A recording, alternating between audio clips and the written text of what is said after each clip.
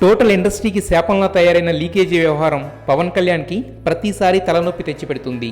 అప్పట్లో Attarintiki Daredi total cinema leak అయితే ప్రస్తుతం Pawan much awaited and most expected movie Katamarayudu climax leak అయింది. పవన్ కళ్యాణ్ విలన్ తరుణ్ అరోరాల మధ్య పిక్చరైజ్ చేసిన క్లైమాక్స్ ఫైట్ని లీక్ చేశారు దుండగులు.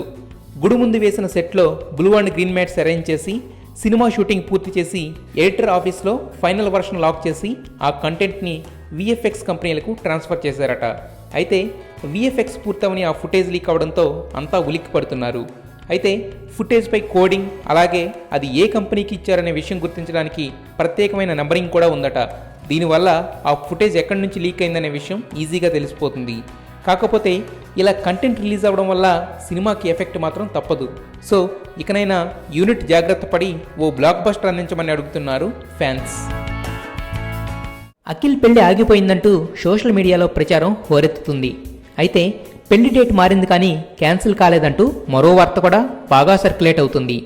అటు జీవీకే వారి నుండి కానీ ఇటు అక్కినేని వారి నుండి కానీ అధికారిక సమాచారం లేకపోవడంతో చాలామంది మోరల్ ఎథిక్స్ పాటించి ఆ న్యూస్ని అవాయిడ్ చేస్తున్నారు.